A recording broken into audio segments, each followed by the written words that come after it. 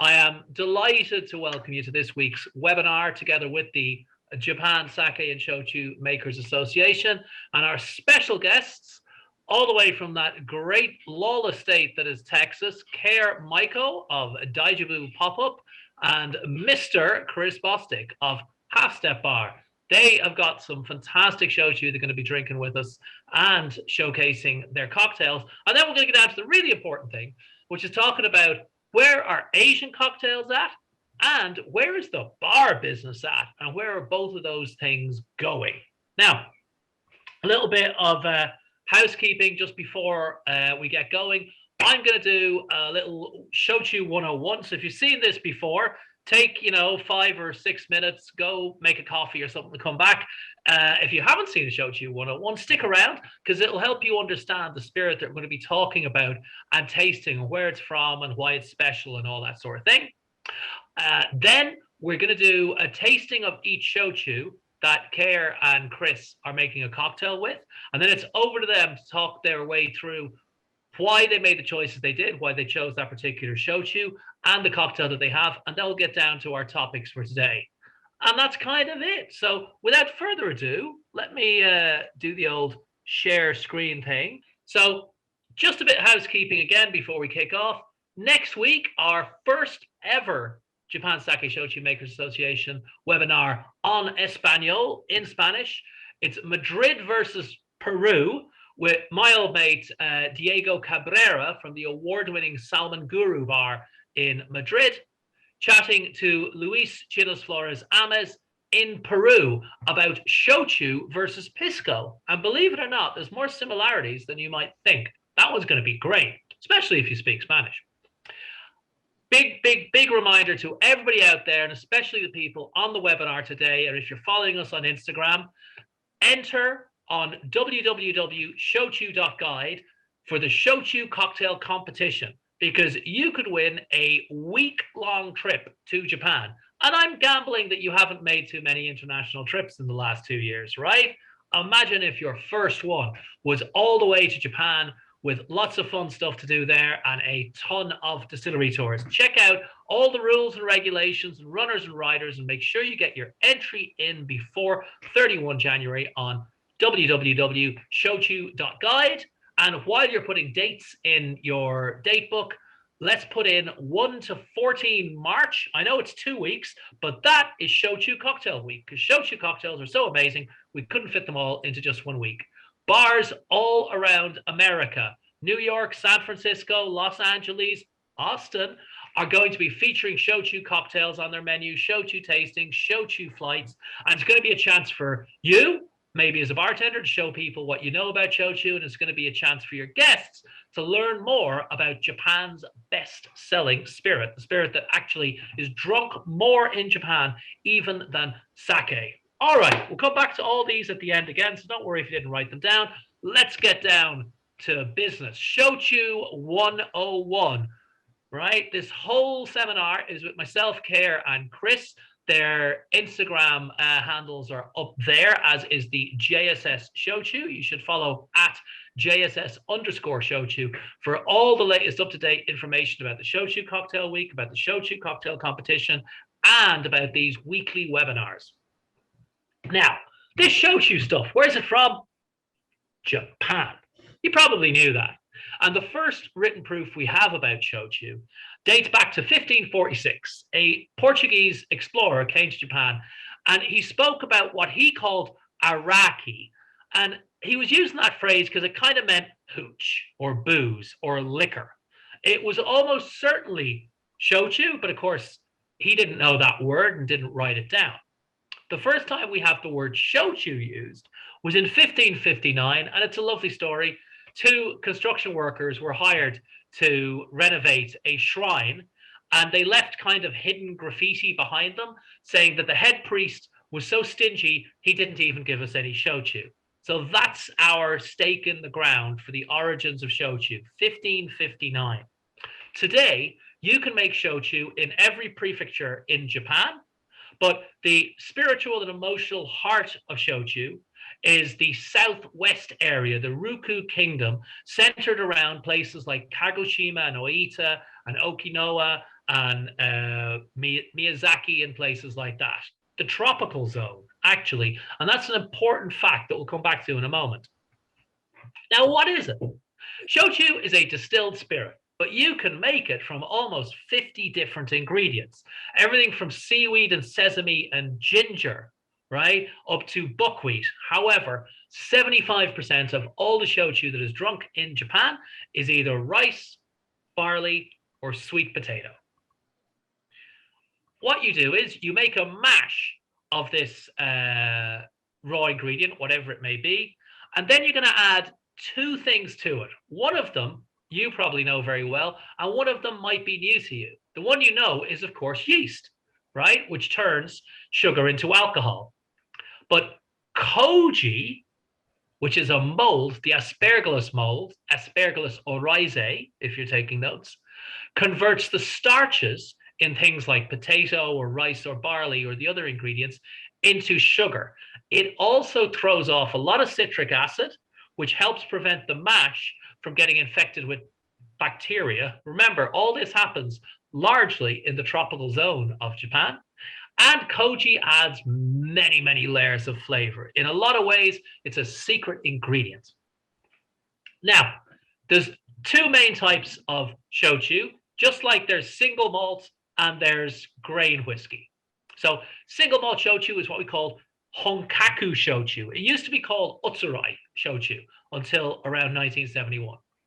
And this is made in a pot still, usually a single distillation, and it has to be bottled at 45% ABV or less.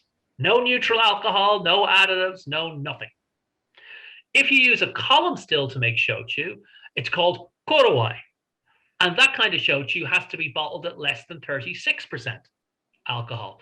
And if you have a blend of the two, which is extremely common also in the whiskey world, it's called konwa shochu. And depending if you have more honkaku shochu, more than 51%, it's called otsurai korowai konwa. And if you have more continual still korowai shochu, it's called korowai otsurai konwa. Don't worry, there won't be a test at the end. After you've distilled it, you can rest it in ceramic or glass or stainless steel or wooden barrels. Interestingly, shochu in Japan can only be aged in wood to a color 1/10 the depth of the color of whiskey, which certainly sounds a little unusual, but the regulation is there to protect the Japanese whiskey industry. So you can age shochu in barrels, but it's just not allowed to get very dark. Most of the shochu that's drunk in Japan is 25% alcohol. And if shochu is tequila, then of course it has a mezcal too. And that mezcal is what's called awamori. It's from Okinawa and the Ryukyu Islands. It's essentially the mezcal. So it's long grain Thai rice, single fermentation. So they put the koji, the yeast, and the main ingredient in there. And it's bottled at 40% ABV or so. So it is strong, muscular, earthy. Awamori is really great, and it's sort of the ancestor of shochu. There's nothing added to shochu, no carbohydrates, no sugar, no gluten, none of that. So we've already talked about all the raw materials, and there are regional concentrations of where people use more barley or use more soba or use more rice. But remember, you can use every ingredient to make shochu everywhere in Japan. Koji deserves a little bit more information. In the beginning, it was all yellow koji, and yellow koji is still the most common kind for sake. But the problem with yellow koji is it doesn't give off enough citric acid, which means the batches were getting infected with bacteria. Black koji came to Japan sometime in the 1500s, maybe from Thailand, maybe from China. And black koji throws off much, much more citric acid. So it's perfect for making shochu. And it also gives a rich, deep, muscular flavor. Not rough exactly, but powerful. At some stage before the 1920s, a mutation occurred and white koji mutated from black koji. White koji is now the most common koji used to make shochu, and it gives a kind of a very pleasant, light, slightly sweet, gentle flavor, which is probably why it's so popular. So this is koji. It's a mold. And if you ever got on a trip and come back and opened your refrigerator door, you know that mold can grow on anything. So you could grow this on rice or barley or buckwheat or anything that you like, but it's usually grown on rice. You inoculate the mold onto the rice, and then you let it grow a bit in a koji room like this, which is warm and temperature regulated. And then you do what's called the first moromi, the first fermentation. You put it in a big pot with lots of yeast and water, and you stir it regularly. And the koji grows and grows and grows, and the yeast grows and grows and grows, and they get all revved up because they want something to feed on. And when they're absolutely as revved up as they can get, then you add the main ingredient, whether it's rice, barley, soba, sugar, seaweed, sesame, ginger, whatever it is. And that second fermentation, that second moromi, is where we start producing alcohol. It's simultaneous, parallel fermentation. The koji turns the starches into sugar, the yeast turns the sugar into alcohol. And once it's made, you distill it, usually once in a pot still, usually a stainless steel one, and then it's stored in stainless steel or ceramics or glass. It could be stored in these massive pots. I visited one shochu distillery that actually had its own kilns for making those pots, or you can store it underground. This Awamori distillery will store any bottle of shochu Awamori you buy there. You tend to buy them on special occasions. That's why all those tags are hanging off the bottles. When you get married or you have a baby, and they will store it as long as you like, and you can come back 20 years later and pick up your bottle and drink it. By the time 20 years have gone by, that baby will be old enough to drink the shochu with you. It's a marvelous tradition. Just like everywhere else, there are a couple of regular serves of shochu. So straight, obviously, on the rocks. We all know mizawari, perhaps, which means with water, or sodawari with sparkling water. But the classic serve for shochu is oyawari, and I recommend it from my heart.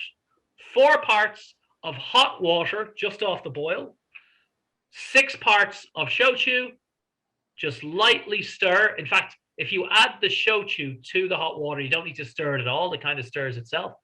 It will change your mind forever about what you think about shochu. It is the best and tastiest thing. All right, so enough of me banging on about shochu. It's over to Mr. Bostick. Chris, you've got some Hakutake standing by there, don't you? I sure do. We had a little tasting of this just the other day. Do you want to take people through it before we make the cocktail and guide the tasting a little bit, actually? Sure.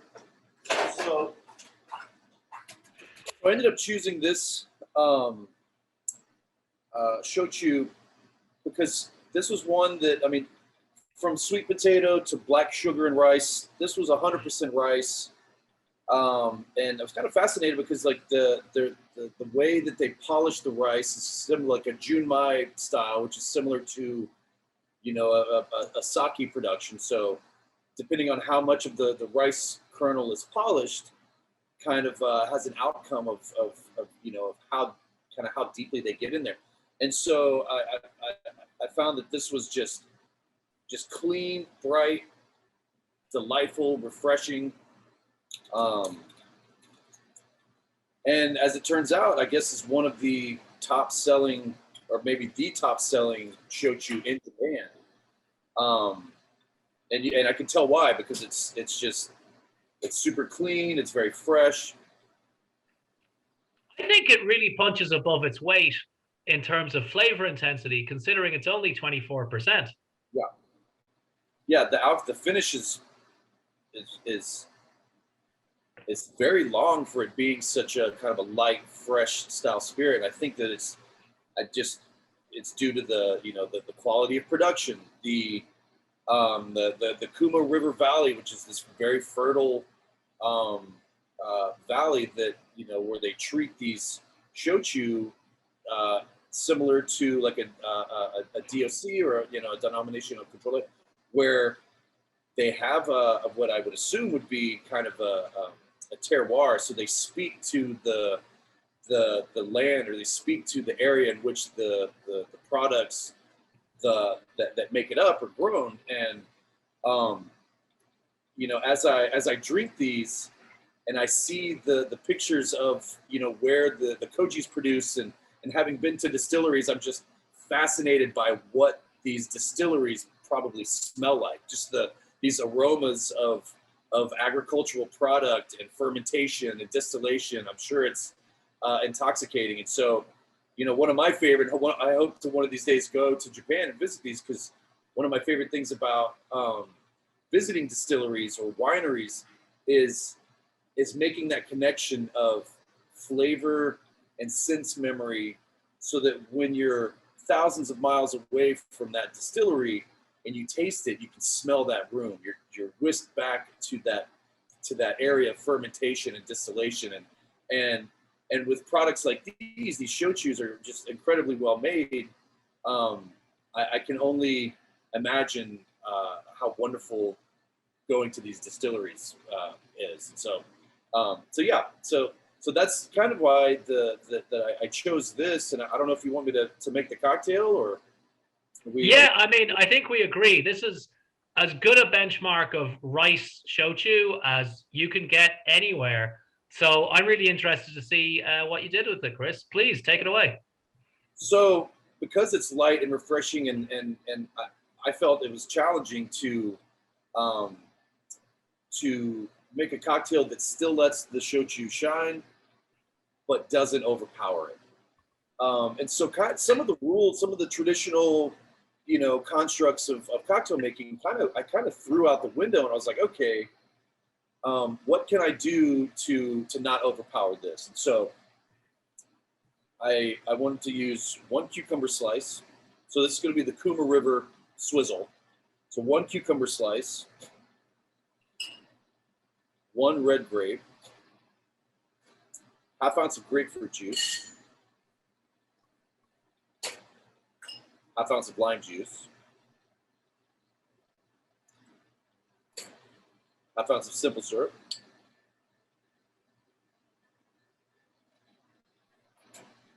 and then I will just lightly muddle these just to kind of activate it.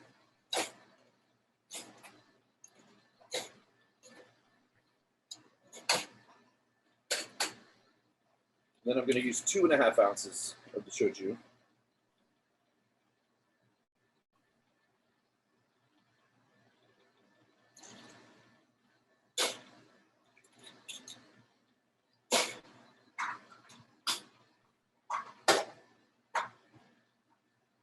A nice cold glass here.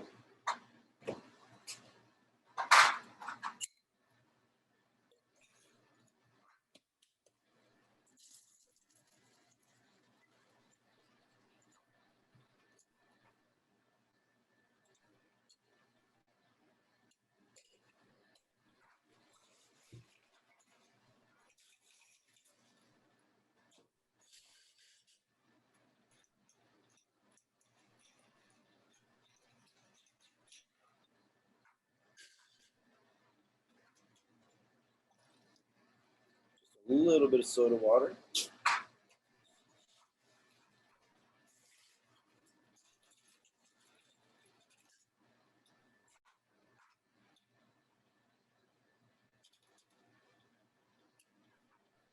And there you have it. Let's see that. See that? That is a great looking drink, Chris. And did you achieve your goal that you wanted to, you know, showcase the flavors, which, you know, are not as strong as, say, a rye whiskey? Yeah, and the idea of this, something that's just fresh and thirst quenching and craveable and not overpowering, and it still allows the shochu to be like, oh, this is shochu. So yeah, it was, you know, it's something that I would drink and feel comfortable serving here at my bar, drinking on the patio for sure. Even though it's Well, it's actually quite nice out today, so maybe I'll save this for later.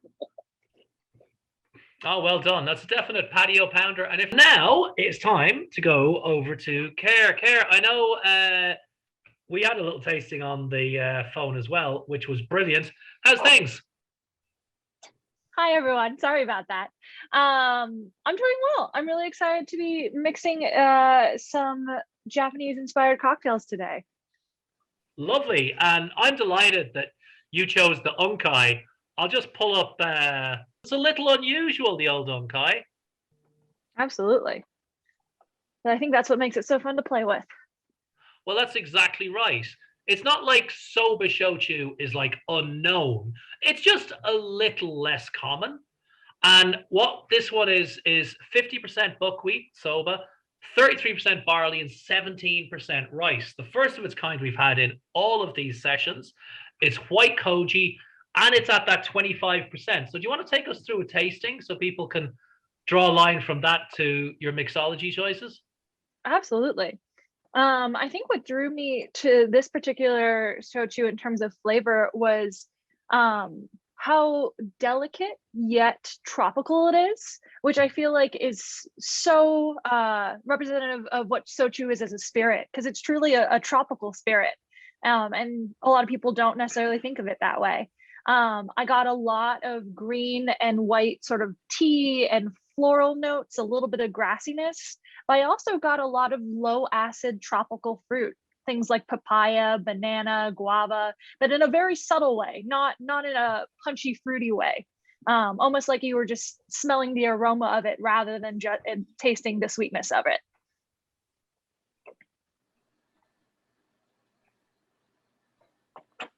And it's just exciting to be working with a buckwheat shochu, which is not necessarily something I am particularly familiar with, but I have made soba noodles with buckwheat flour before. So the aroma of working with that particular grain really spoke to me. And also the mix of barley and rice. Barley tea is one of my favorite non-alcoholic beverages. Mugicha was a standard in my house growing up. So to be working with the raw ingredients and then be able to see how they translate after fermentation and distillation is really exciting. Oh, excellent. So with that, my mouth is watering. So please talk us through the cocktail that you came up with. Absolutely. I decided to make a cocktail that was inspired by my first chuhai experience. I was traveling in Japan and on a boat, and right beforehand I had grabbed a canned chuhai from the little convenience store. And it was, like many of the chuhais in Japan, very fruit forward. It was a peach chuhai. So this cocktail is called Momochuchu, which essentially means peach kisses.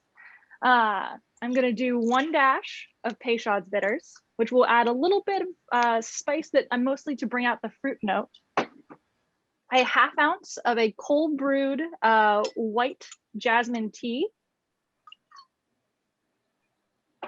1 ounce of umeshu. I'm today using an umeshu that I made myself. It's about, I'd say 7 or 8 months into its infusion. So it's got a little bit more dark and complex flavors.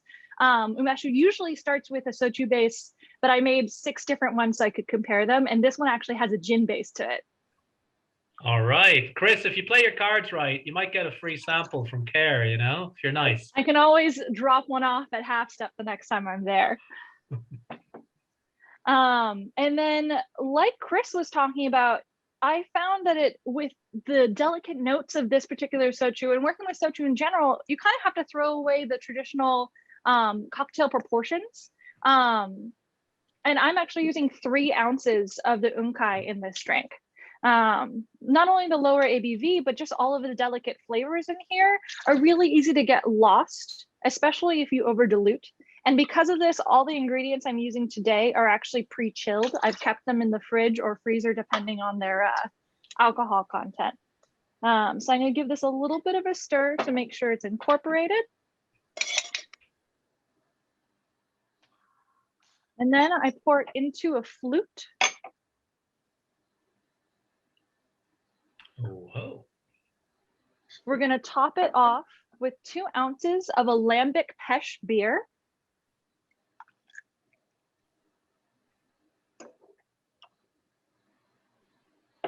And just a little lemon twist.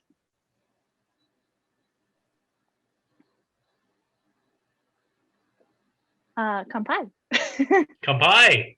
That looks gorgeous. And I think you. it would get people drinking shochu that would never think of it again. People who, you know, love bubbles or love elegance or love wine glasses. Yeah, absolutely. It comes off a little bit like a stone fruit forward champagne cocktail, but there's so much more flavor and nuance to it just because the complexity that's in the 3 ounces of soju. It's very unusual. Both you and Chris are repeating something that comes up in these webinars again and again, which is the need to use different mixology templates for shochu. The first person to spot it and come up with his own formulas was actually Kenta Goto of Bar Goto here in New York. And it seems everyone is independently arriving at this conclusion. So great minds really do think alike. Yeah, I think a lot of us are used to be able to go back to the same classic builds and just, you know, variations on that. But this has been a fun challenge with really reformatting how you learn to balance a drink. Brilliant. Well, no better time than now to broach the topic. Where are Asian cocktails at and where are they going? And before we get into that with Chris and Caer, I'd like to point out Caer co-founded an enormously successful series of pop-ups and shops and whatnot called Daijobu. Can you tell people a little bit more about that, Caer, and the various and excellent things that you did? Thank you. Absolutely. So Daijobu Popup started off as a creative project for me and my co-founder Sharon Young, who is Chinese American, to really take the flavors we grew up with and apply them to cocktails. We like to talk about Asian flavors as kind of our native palate. If you grow up eating a lot of rice and soy sauce is used more commonly than salt, the things that you're used to tasting are a little different. And we found that using these ingredients, we were able to make cocktails more complex and honestly better than with ingredients we didn't grow up eating. It has been over 3 years now of us doing this. And obviously that's been a little bit complicated with quarantines and things like that, but it's allowed us to renovate an old school bus into a roving cocktail van, which we actually parked over at Half Step, Chris's bar, and had a really fun time in. We've done pop-up shops, online events, and in-person experiences.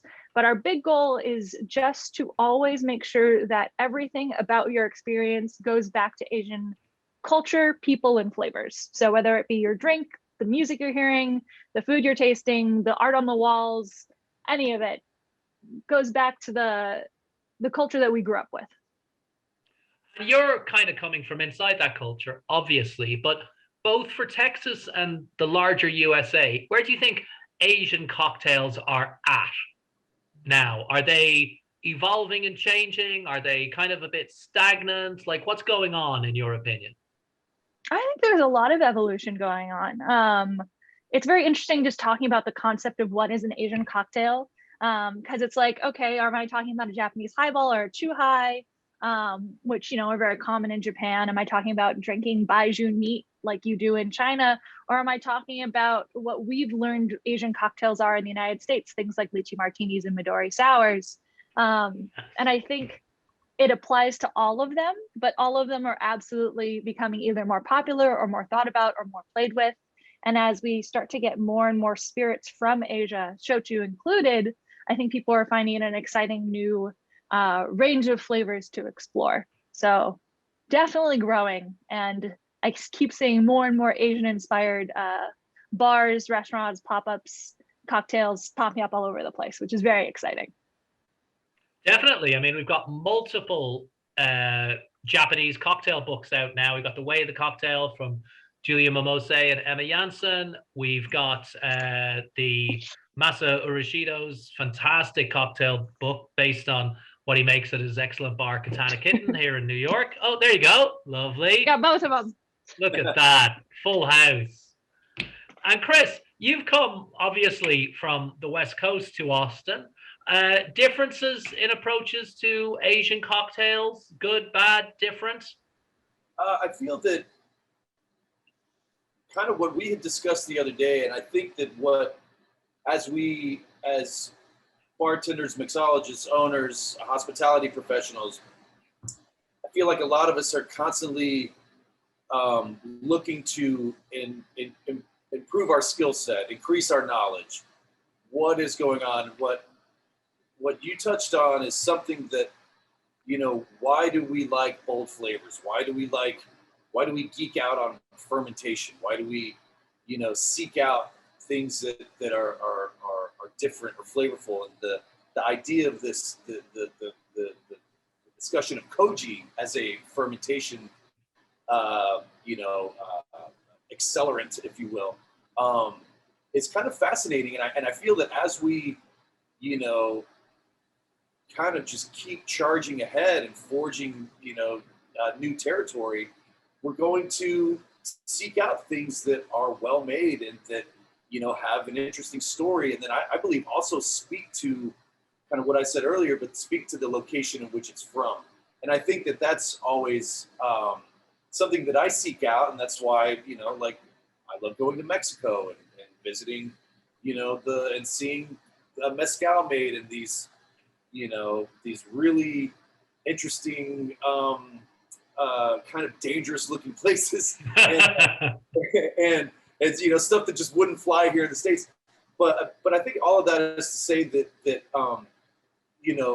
it's exciting to hear that people are coming to these are starting to understand that working with ingredients like shochu kind of requires a different framework. And so I think that there's a zeitgeist surrounding the Asian cocktail and the just the movement towards flavor, restructuring, having fun, and enjoying delicious, well-made products. And I feel that that as we continue to seek out new flavors, I feel like Japan probably has a lot of hidden treasures, and especially I just feel like there's a lot of unexplored flavors, like Asian flavors, that it just seems like a whole galaxy of options and ways to make interesting beverages. I mean, I feel like there's so many, Asian beverages, from tea to, interesting bottles of things that I cannot read, and there just seems to be kind of a sincere dedication to, consumables, if you will. Definitely. And speaking of somebody, and I'm going to put this question to you as well, Caer, but I'll start with Chris.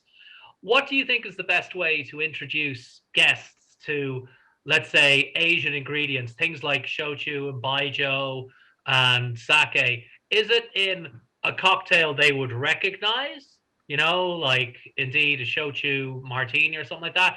Or should you just make the best cocktail that you can and put it out there? I sometimes for me, if I enjoy something, I'll tell anybody who will listen to me about it. And so I feel like there's a sincere, dedication to conveying enthusiasm. And I feel that,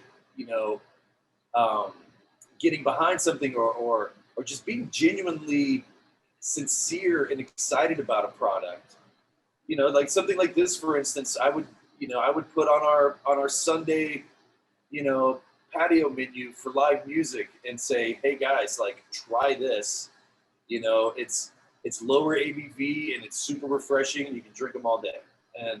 And I think just kind of turning people on to, just these different,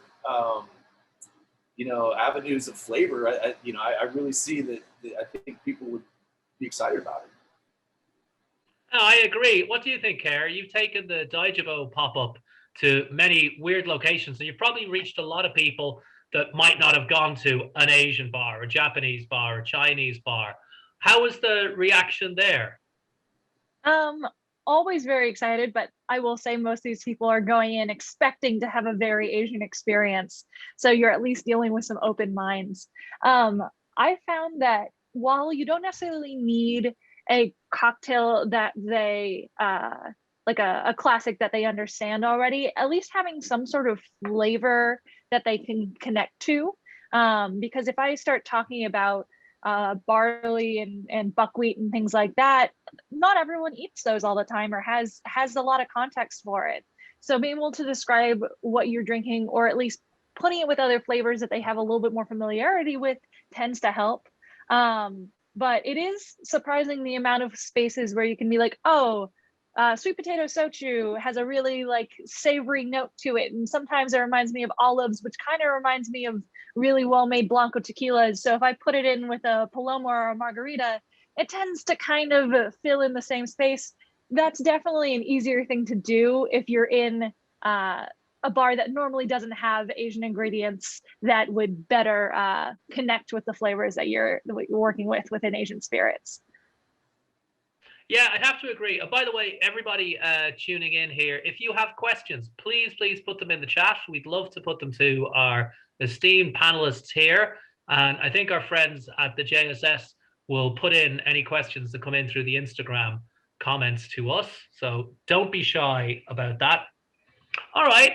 So I'm sure everyone's noticed in the last 2 years, there's been a nasty bug going around. Lots of bars had to shut early, operate under restrictions, close, open, close again.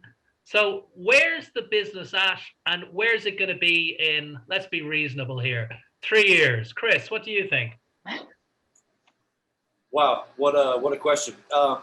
Yeah.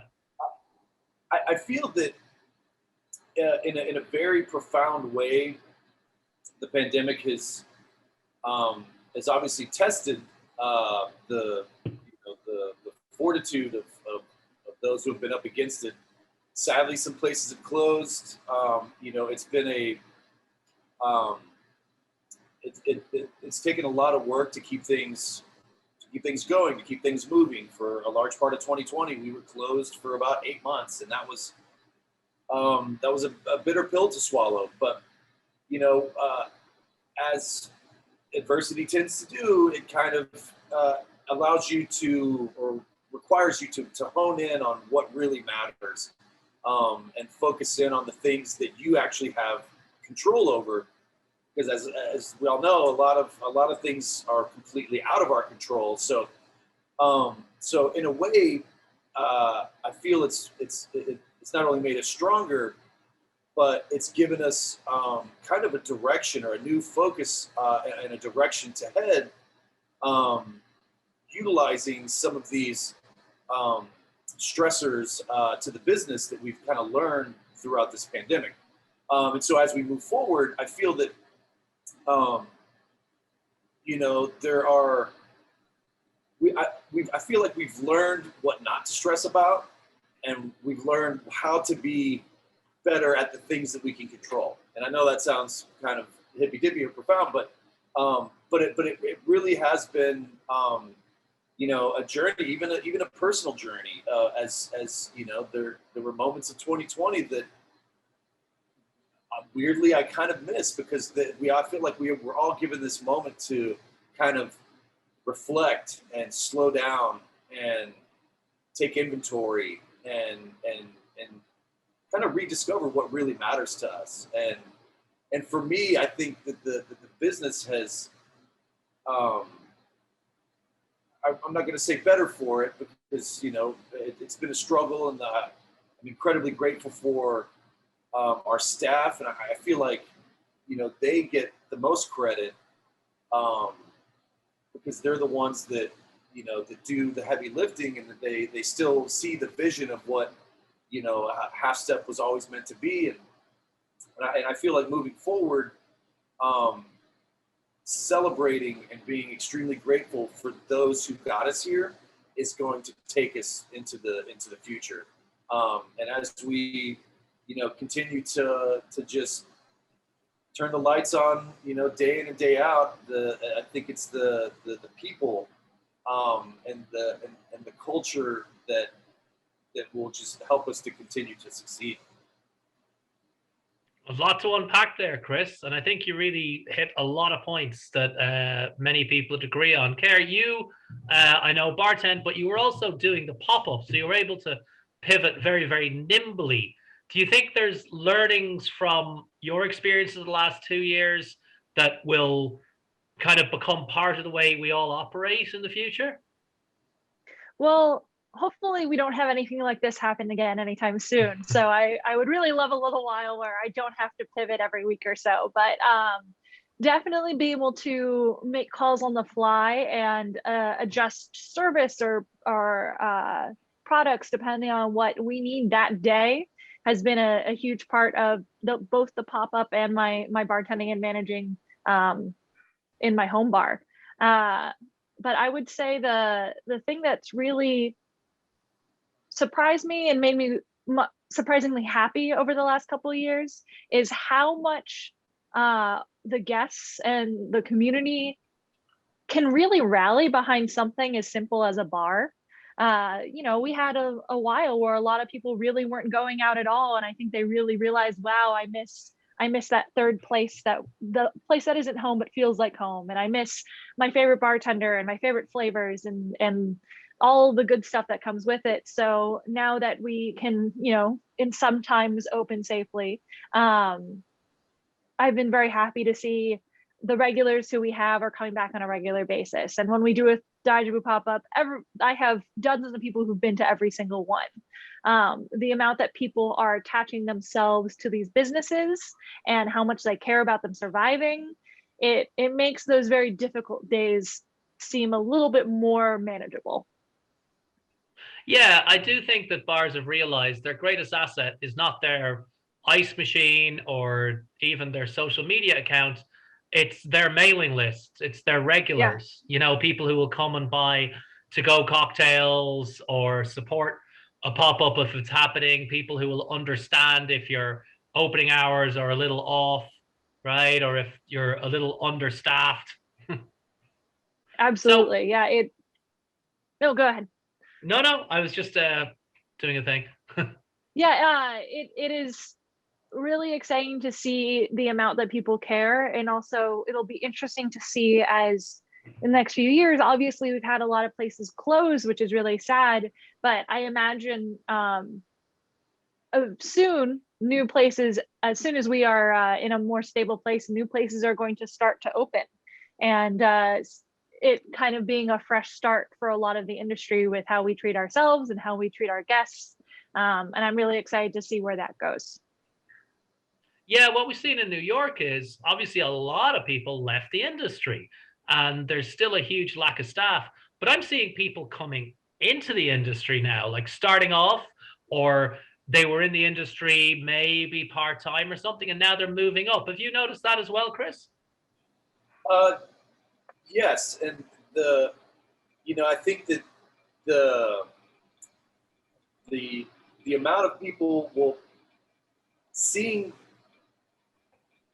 when places close, like we lost a lot of people, and once things started to pick back up, and start to reopen, you saw this kind of shift in mentality, and for us, it kind of speaking to what Caer was saying, I think it was an opportunity for people to kind of get involved that hadn't been involved before, because space had opened up, because frankly there were some people that were just kind of over it, didn't know what to do, threw their hands up saying, I'm moving on to something else, this is too risky, or I'm not hip to work in the hospitality anymore. And the Steve Olson back in the day, great educator, spirits professional, he said about the hospitality professionals, he was like, it's a sickness. It's not for everybody. It's something that those who get into it, they do it for many reasons. And so it takes, frankly, it's not for everybody. It's a lot to do it the right way. It's a lot of work, and And I don't blame some people for moving on, but I also invite and celebrate those who want to get involved, who want to be a host, be a hospitality professional, believe in the vision. You know, people that want to learn a skill, you know, people that are open and willing to receive knowledge. That's what we're here for. You know, I want people to be excited about their job. I feel like we have a duty as a bar, and you know, we're about to turn 8 years old. Like, I want to continue to educate people who genuinely want to learn and want to be better. So, you know, so I invite those that have a willingness to further their skill set, have some fun, you know, and yeah. Yeah, I think we can't look too far into the crystal ball because, well, we didn't see 2020 coming. So who would guess we know what's going to happen in 2024 or 2025? We haven't got any questions to deal with right at the moment. So coming up to almost the hour, let me just do a few more announcements. So if you haven't already, make a note in your calendar to enter the Showchu cocktail competition and maybe win a trip to Japan on www.showchu.guide. That's www.showchu.guide. And also try to put the Showchu Cocktail Week 1 to 14 March in your diary as well. It'd be a great opportunity to go around bars, try lots of Showchu cocktails all around the country. And make sure you tune in next Monday, the 24th, in Spanish, when we'll be debating the pluses and minuses of Shochu and Pisco with my two mates, Diego and Luis. So I think it only falls further to say thank you so much to our expert panelists today, Caer Maiko of Daijobu and Chris Bostick of Half Step, both in Austin. I'm Philip Duff, and to raise a toast to all of us and the future. Come by. Bye-bye. Kampai. In your face, dry January. All right, everybody. I think we'll wrap that up then. Thank you very much. And remember, a lightly edited version of this will be up on the Instagram of JSS Showchu. That's at JSS_Showchu on Instagram within a few days. And all the past webinars are there as well. Cheers.